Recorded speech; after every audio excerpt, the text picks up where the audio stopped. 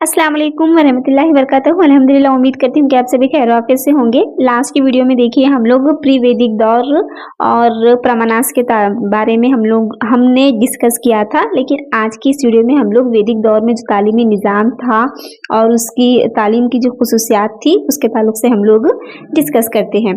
पहले देखिए आप लोग ये जान लीजिए कि जो कदीम हिंदुस्तान में क्या है, दो तरह के मकातिब फ़िक्र पाए जाते थे। मतलब मकातिब फ़िक्र यानी हम ख़याल समझिए किसी की बात को मानने वाले या फिर किसी किसी के साथ मिलकर चलने वाले, ठीक है? इसको मकातिब फ़िक्र कह सकते हैं, मतलब कई माने ले सकते हैं हम लोग इसके। तो एक था आपका क़दामत पसंद, जिसको हम लोग आस्तिक कहते हैं, और दूसरा है आपका तजदीद पसंद, जिसको हम अनास्तिक कहते हैं। तो ये क़दामत पसंद आस्तिक ऐसे लोग हुआ करते थे, या फिर इन लोग का एक ऐसा ग्रुप होता था, जो क्या है, वेदों की हैसियत को वो लोग तस्लीम करते थे। मतलब वेद पर ये लोग चलने वाले होते थे। वेदों के जो भी रस्म रिवाज होते थे, उनकी जो तहजीब थी, वेद में जो रूल्स हुआ करते थे उसको मानने वाले, उसी पर चलने वाले, ये क्या है, क़दामत पसंद का ग्रुप हुआ करता था, ठीक है? उसके बाद जो दूसरा ग्रुप था वो था तजदीद पसंद यानी अनास्तिक। ये वो ग्रुप था जो वेदों की हैसियत से इनकार करते थे। मतलब वेद में जो लिखा हुआ था, जो उनके रूल्स थे, जो उनके क़वानीन थे, उससे क्या है, ये लोग उसका इनकार करते थे, ठीक है? उस पर चलने से ये लोग इनकार कर डालते थे, समझिए उनके रूल्स को ये लोग फॉलो नहीं करते थे, ठीक है? तो मतलब क़दामत पसंद का अपोजिट क्या है, तजदीद पसंद था, जैसे कि बुद्ध मज़हब हो गए या फिर जैन मज़हब, ठीक है? ये क्या है, कदीम हिंदुस्तान में दो तरह के मकातिब फ़िक्र थे। अब आइए हम लोग देखिए सबसे पहले वैदिक दौर के बारे में हम लोग जानते हैं कि वैदिक दौर में तालीमी निज़ाम कैसा था, वैदिक दौर है क्या? तो हम लोग इसके बारे में डिस्कस करते हैं। और देखिए मैं आप लोग से गुज़ारिश करूँगी कि व्यूज़ आप लोग शायद शेयर नहीं कर रहे, और मैं ये भी देख रही हूँ कि जो क्लासेस सुन रहे हैं आप में से वो लोग क्या है, जिन्होंने चैनल को सब्सक्राइब नहीं किया है वही लोग ज़्यादा है। सब्सक्राइब करने वाले कम हैं और सुनने वाले ज़्यादा, जिन्होंने सब्सक्राइब नहीं किया है वही लोग क्लासेस को सुन रहे हैं।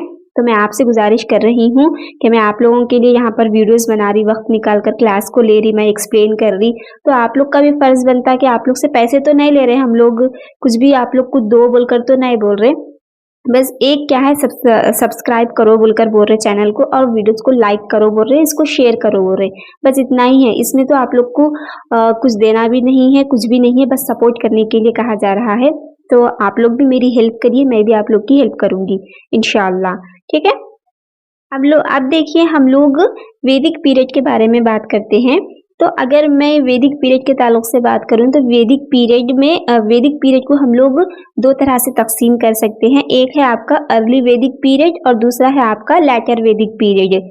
ये जो वैदिक पीरियड था ना, वो क्या है आपका 1500 बीसी से लेकर 1000 बीसी तक के दरमियान के पीरियड को हम क्या कहेंगे, वैदिक पीरियड कहते हैं। उसी में क्या है, हम लोग अर्ली वैदिक पीरियड हम लोग एक को तक़सीम करते हैं और दूसरा आपका लेटर वैदिक पीरियड। अब ये अर्ली वैदिक पीरियड में देखिए जो ऋग्वेद था ना, उसको इस पीरियड में लिखा गया था। ऋग्वेद जो बुक है, जो वैदिक दौर की सबसे अहम किताब मानी जाती है, उसको इसी दौर में लिखा गया था। जो बाकी के जो और दूसरे जो 3 किताबें हैं, यजुर्वेद, सामवेद, अथर्ववेद, वो क्या है, लेटर वैदिक पीरियड में आता है। बस आप यहाँ पर ये याद रखिए कि वैदिक पीरियड दो थे, एक अर्ली वैदिक पीरियड और दूसरा है आपका लेटर वैदिक पीरियड। इसको क्या है, हम लोग आगे और इसके ताल्लुक से टॉपिक है, वहाँ पर हम लोग डिटेल से इनको क्या है डिस्कस करते हैं।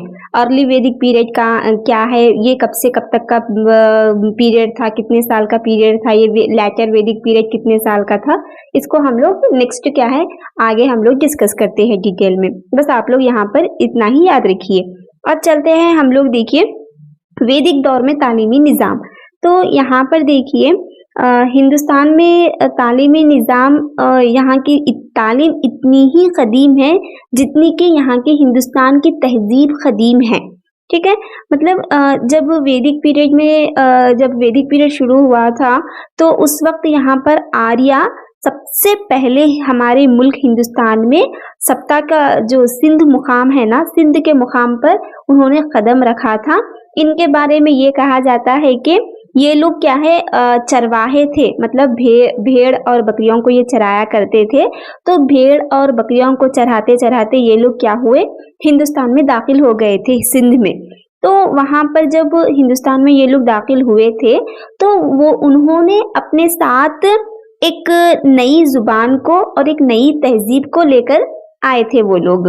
तो इस तरह से क्या है यहाँ पर आर्यों की आमद से क्या है यहाँ पर वैदिक दौर में वैदिक तालीम शुरू हुई समझिए, ये हम लोग कह सकते हैं।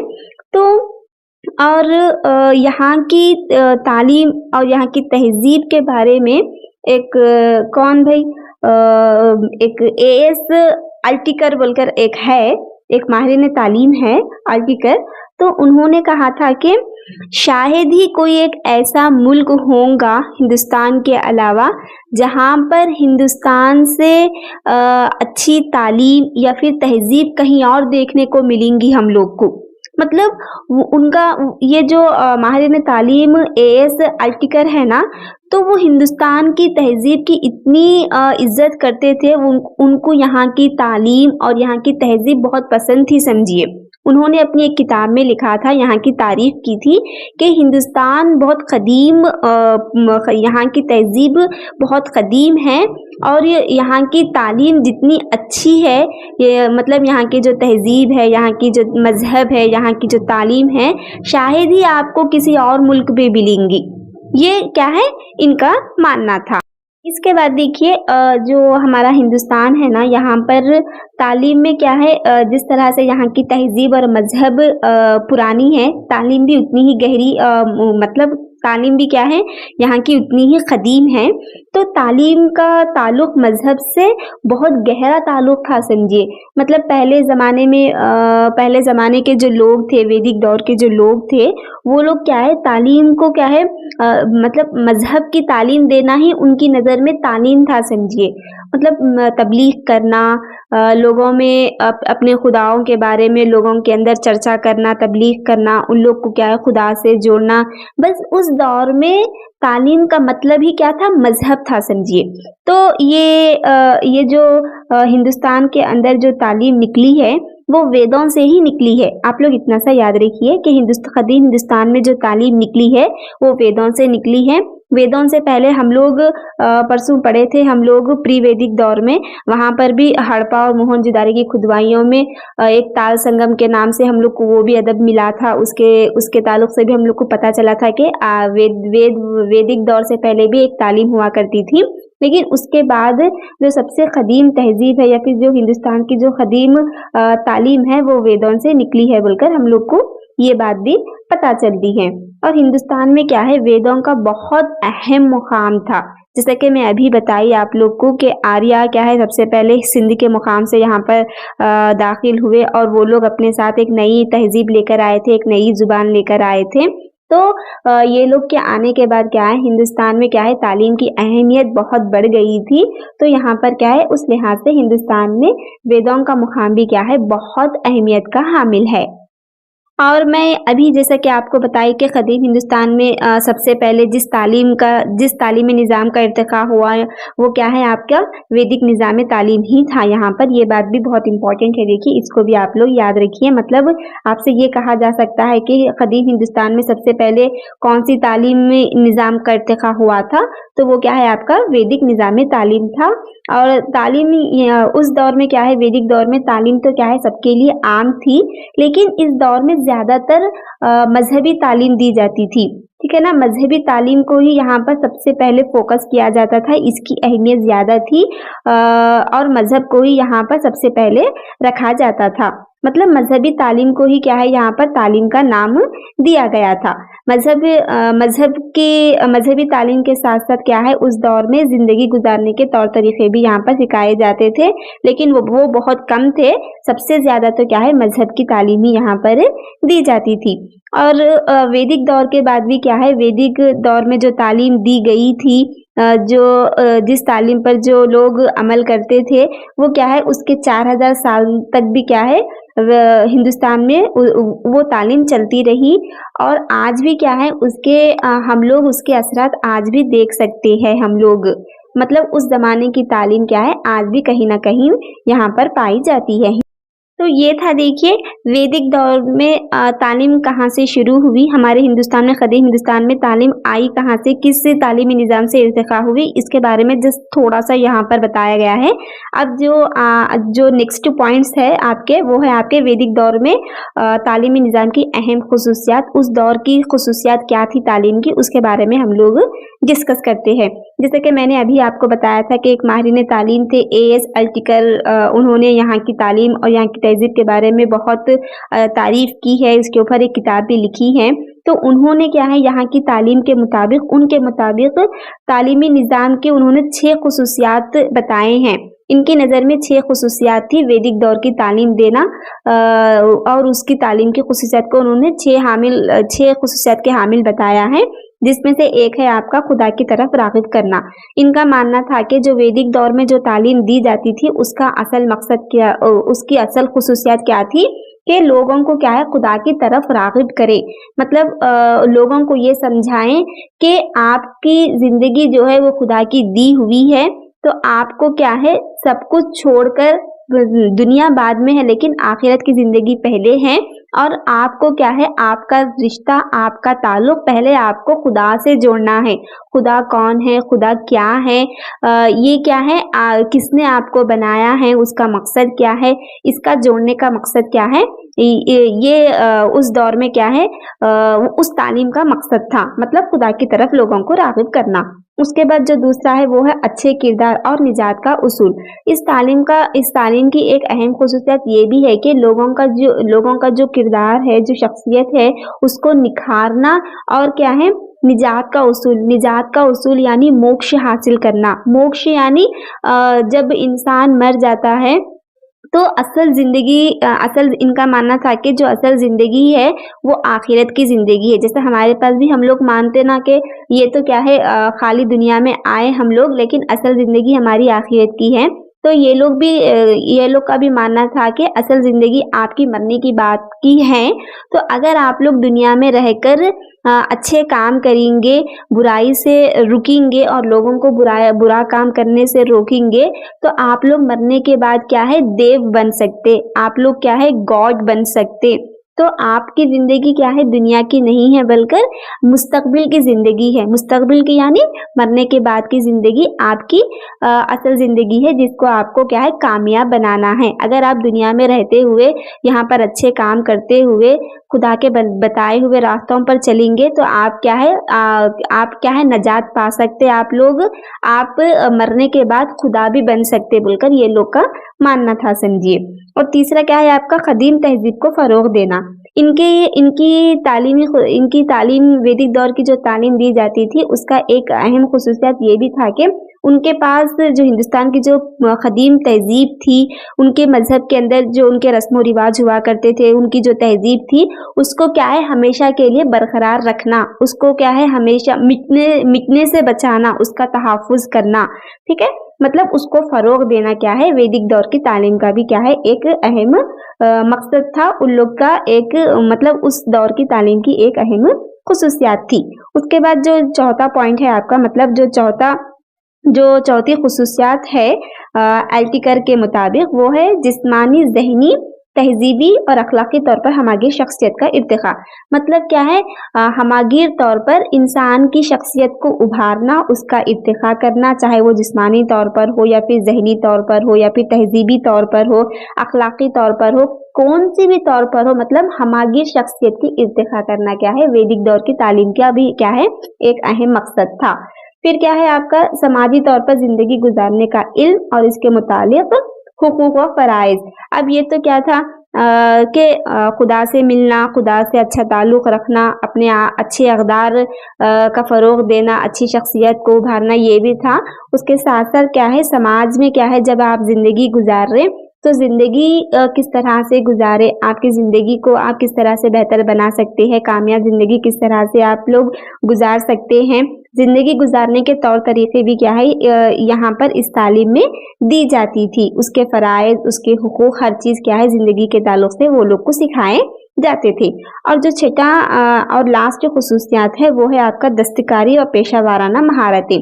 अब क्या है भई ज़िंदगी में खाली आप आ गए, घर वालों के साथ अच्छा रह रहे, उन लोग के साथ अच्छा बात कर रहे, खुदा से आप लोग अच्छा ताल्लुक़ रख रहे, बस ज़िंदगी का मकसद ये नहीं है, बल्कि अब ज़िंदगी में आने के बाद आपको पेट भरने के लिए, अपनी ज़रूरियात को पूरा करने के लिए कुछ तो आपको काम तो करना पड़ेगा ना भई।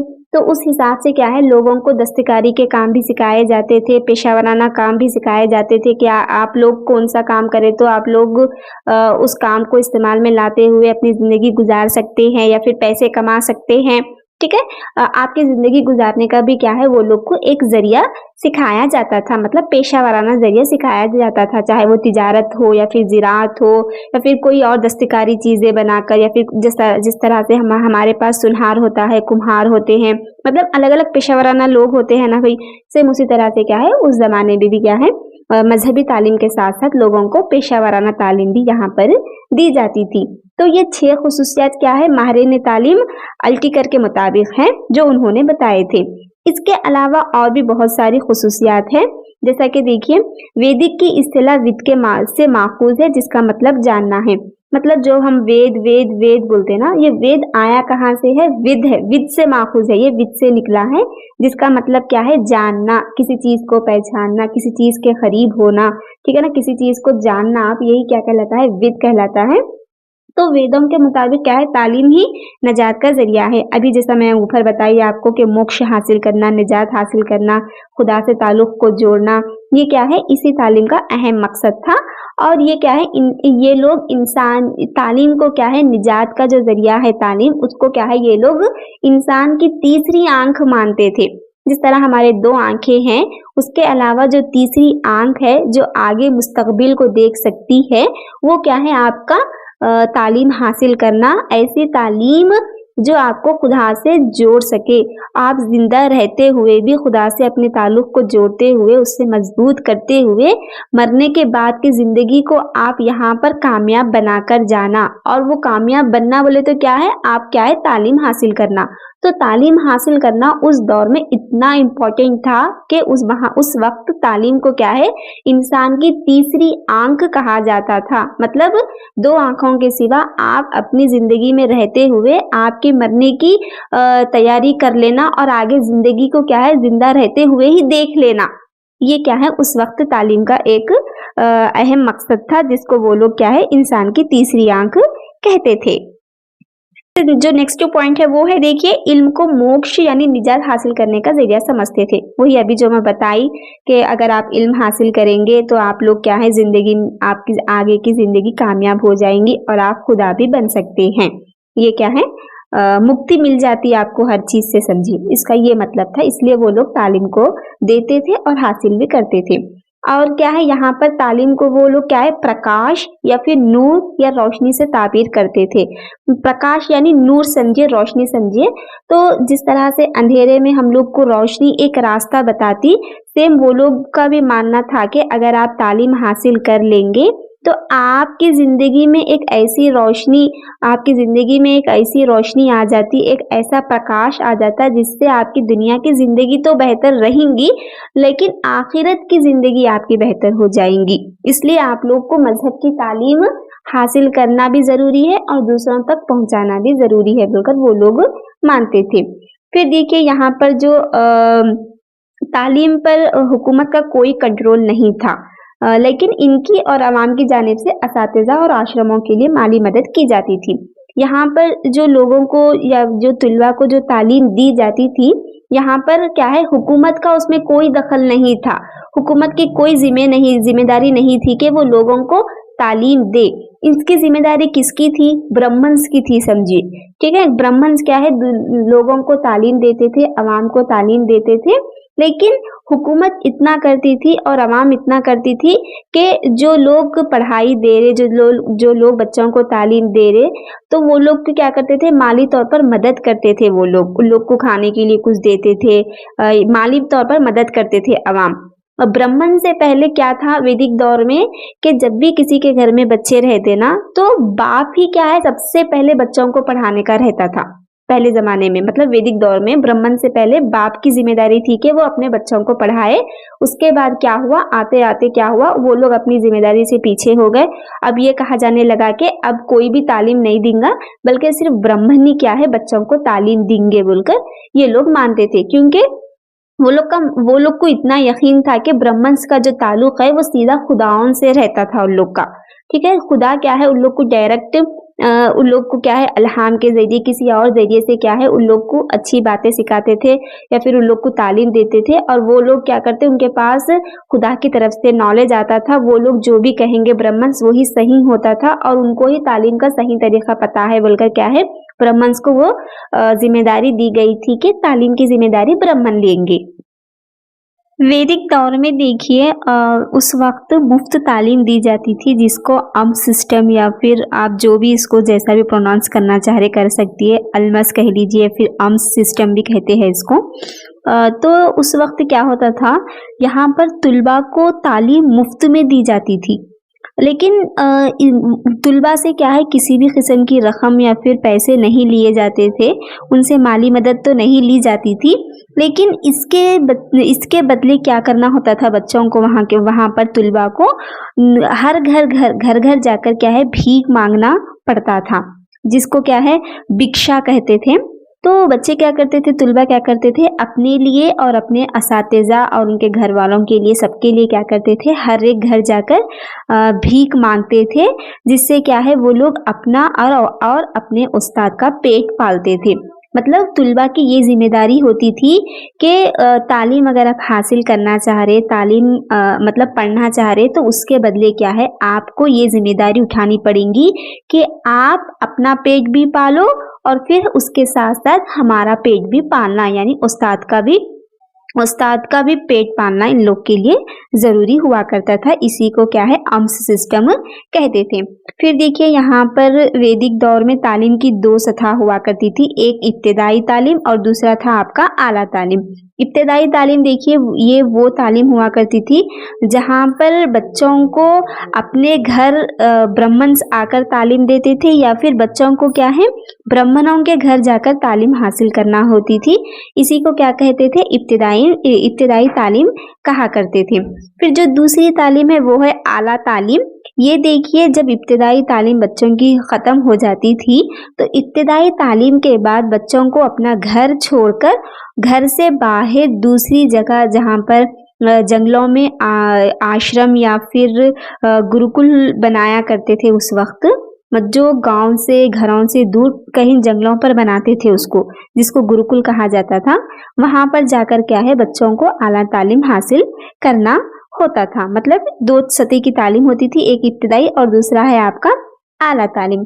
अब इसके बाद देखिए जो सानवी तालीम, ये सानवी तालीम क्या है, ये सानवी तालीम के ममासिल इदारों को क्या है परिषद कहा जाता था।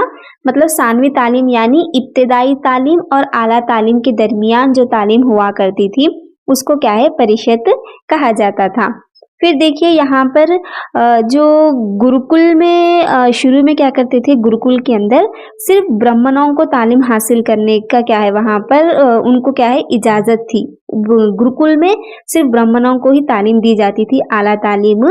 इब्तिदाई तालीम तक क्या है हर किस्म की ज़ात पात वालों को देते थे, लेकिन अगर आला तालीम हासिल करना हो अपने घरों से बाहर निकलकर, तो गुरुकुल में किसी को भी ब्राह्मणों के अलावा किसी और जात वालों को आने नहीं देते थे वो लोग, पहले शुरू में।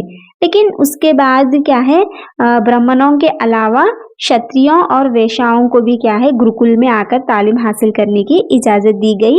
वो लोग को भी क्या है इसका हक दिया गया। अब ये क्षत्रिय या फिर छत्री कह लीजिए, बाज़ जगह आपको छतरी कहने को मिलेगा, देखने को मिलेगा, बाज़ जगह छतरी भी मिलेगा। तो ये छतरी देखिए वो लोग होते थे जिसकी ज़िम्मेदारी अपने समाज की हिफ़ाज़त करना, ठीक है ना? अपने हुक्मरानों की हिफ़ाज़त करना, दुश्मनों से हिफ़ाज़त करना, महफ़ूज़ रखना लोगों को, अवाम को, ये उनकी ज़िम्मेदारी होती थी। और जो वैश्य जो है वैश्याओं, ये लोग की ज़िम्मेदारी क्या है? तिजारत करना, ज़िराअत करना, ये इन लोगों का काम था। तो ये 2 ज़ात वालों को भी क्या है गुरुकुल में आकर तालीम हासिल हासिल करने की इन लोग को बाद में से इजाज़त दी गई। फिर देखिए वैदिक दौर में क्या है शागिर्द को ब्रह्मचार्य कहा जाता था और जो मतलब तुलबा जो जो भी तालीम हासिल कर रहे हो उन लोग को क्या है ब्रह्मचार्य कहते थे या फिर ब्रह्मचारी कहते थे और जो गुरु उस्ताद होता था उसको क्या कहा जाता था? आचार्य कहा जाता था। तो पहले वैदिक दौर में क्या है स्टूडेंट्स और गुरु दोनों के भी क्या है तनासुब कम हुआ करता था मतलब उन लोग की तादाद क्या है कम हुआ करती थी मतलब ज़्यादा नहीं रहती थी। फिर देखिए वैदिक दौर में क्या होता था इनफरादी तवज्जो ज़्यादा दी जाती थी मतलब बच्चों के ऊपर इनफरादी तौर पर तवज्जो ज़्यादा दी जाती थी हर बच्चे को क्या है अलग-अलग से बुलाकर उनको मतलब उनकी हमायती शख्सियत हो या फिर कौन-सी भी हो ओवरऑल क्या है उन पर इनफरादी तवज्जो ज़्यादा दी जाती थी क्योंकि स्टूडेंट्स भी कम होते थे और ये क्या बोलते हैं असातिज़ा भी कम होते थे तो इसलिए क्या है हर एक की क्या है तरबियत और तालीम अच्छे से की दी जाती थी उन लोग को और अच्छे से होती होती भी थी। इसके बाद वैदिक दौर जब अर्ली वैदिक के बाद क्या है माबाद वैदिक यानी लैटर वैदिक में क्या हुआ था जब तुलबा की तादाद बढ़ने लगी तो जो आचार्य मतलब आचार्य यानी ये क्या बोलते हैं शागिर्द इसको उस्ताद को आचार्य कहा जाता था ना तो वो लोग क्या करते थे स्टूडेंट्स के अंदर से जो सीनियर होते थे तो सीनियर तुलबा जो जिसको ब्रह्मचारी भी कहते हैं तो जो सीनियर ब्रह्मचारी हुआ करते थे उन लोग को क्या है मुंतखब करके उन लोग को सिलेक्ट करके क्या करते थे अगर टीचर गुरुकुल में मौजूद नहीं है वो लोग को कुछ भी काम है अगर बाहर जाना है तो पूरी क्लास की जिम्मेदारी या फिर गुरुकुल की जिम्मेदारी क्या है जो सीनियर बच्चा होता था जिसको अच्छा नॉलेज होता था वो सीनियर ब्रह्मचारी को क्या करते थे गुरुकुल की जिम्मेदारी देकर वो लोग गुरुकुल से बाहर जाते थे तो मतलब ये जो तरीका था ये तरीके को क्या कहते थे पित्ती आचार्य कहा जाता था या फिर हाँ पित्ती आचार्य कहा जाता था इसको ये सिस्टम को या फिर ये तरीके को जो क्या करते थे जो अपने उस्ताद की गैर मौजूदगी में क्या है उस्ताद और गुरुकुल की जिम्मेदारियां संभालते थे और फिर इसी सिस्टम को क्या है पिट्टी आचार्य सिस्टम को क्या है मॉनिटेरियल सिस्टम भी कहा जाता था। लड़कों की तालीम के अलावा देखिए यहाँ पर लड़कियों की तालीम पर भी क्या है काफ़ी ज़ोर दिया जाता था। इन लड़कियों की तालीम भी क्या है बहुत अहमियत की हामिल थी वैदिक दौर में। ये लोग को क्या है गुरुकुल जाकर तो तालीम हासिल करने की इजाज़त नहीं थी, लेकिन उन लोग को क्या है सिर्फ़ घर पर ही रहकर तालीम हासिल करने की इजाज़त थी। इसलिए वो लोग गुरुकुल नहीं जाते थे, लेकिन घर पर रहकर क्या है जितनी भी तालीम हासिल करना चाह रहे, चाहे वो आला तालीम हो या इब्तिदाई तालीम हो, जो भी तालीम हो, जिस किस्म की भी तालीम हो, वो लोग सिर्फ़ घर पर ही रहकर हासिल कर सकते थे। वो लोग को गुरुकुल में जाकर शरीक होना या फिर हॉस्टल मतलब गुरुकुल ही समझिए वहाँ पर रहकर तालीम हासिल करना मना था। और इनकी इनकी तालीम में देखिए अपनी मज़हबी तालीम के साथ-साथ ये लोग को घर की देखभाल किस तरह से करना, ठीक है? घर गृहस्थी की तालीम दी जाती थी और उसके साथ-साथ रक़्स और मौसीकी की तरबियत भी दी जाती थी। मतलब जैसा भरतनाट्यम है, इस तरह के क्या है मुख्तलिफ़ किस्म के डांस वो लोग को सिखाए जाते थे। मौसीकी की भी क्या है यहाँ पर उन लोग को तालीम दी जाती थी। अब ये लोग के अंदर देखिए जो भी मतलब तालीम याफ़्ता ख़वातीन में 2 ग्रुप्स होते थे, मतलब 2 तबक़े होते थे। एक तबक़ा ऐसा था मतलब एक ख़वातीन का एक ग्रुप ऐसा था, जहाँ पर क्या है ऐसी ख़वातीन जो खाली वो लोग अपनी शादी तक तालीम हासिल करते थे। ऐसा भी एक ग्रुप होता था सिर्फ़ अपनी शादी से पहले तक वो लोग तालीम हासिल करते थे।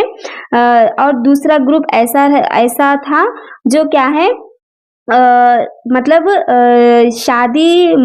मतलब वो लोग शादी नहीं करते थे।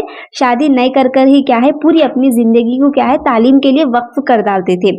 अब जो तालीम याफ़्ता ख़वातीन में 2 तबक़े थे, जो सिर्फ़ अपनी शादी तक तालीम हासिल करते थे, उस तबके को क्या है सदियों दिवाहा कहा जाता था और जो दूसरा तबका था जो शादी नहीं कर अपनी ज़िंदगी को तालीम के लिए वक़्फ़ कर डालते थे, वो लोग को क्या है ब्रह्मवदिनी कहा जाता था।